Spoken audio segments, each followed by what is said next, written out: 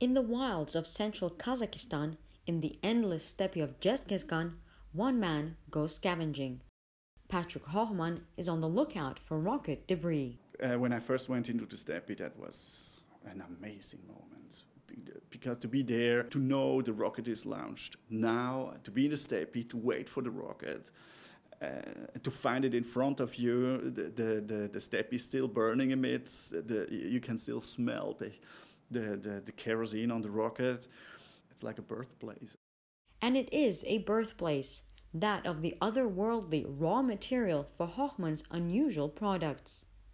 NASA and the Russian space agency Roscosmos both launch piloted Soyuz rockets from the Kazakh city of Baikonur.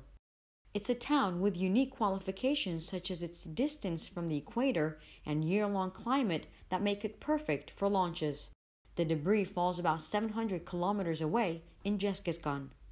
Patrick came up with the idea of making watches out of what was left of the rockets. He wanted to create authentic pieces that have stories to tell. Well, space for me is something we can't reach, or only the astronauts. And we on Earth, we have such a limited perception. And when you go to space and look back to Earth, you realize how small our planet is, how beautiful our planet is, and how big space and the universe. So it can change your mind, or the way you think. Patrick had to overcome incredible challenges to fulfill his dream. Once he collected the rocket debris, there was a long research process to find the perfect method to melt the material into wristwatches. He creates different models from different parts of the rocket. The fairing is from the top of the rocket, and the booster is from the bottom of the rocket. These parts raise the rocket above the stratosphere, and then these tanks are empty and are of no more use, and this is why they are separated. And the fairing is the wind protection for the spacecraft. So at an altitude of 85 kilometers, you have no more wind resistance, so you don't need that anymore. So it's also separated.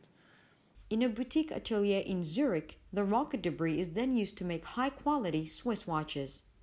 Once the idea came to life, Patrick launched a successful Kickstarter campaign to fund the project. In November 2017, his investors, the supporters of the crowdfunding campaign, are to receive their watches and be the first ones to wear rocket debris on their wrists. An exclusive feeling indeed. Michal Bardavid, CGTN, Baikonur, Kazakhstan.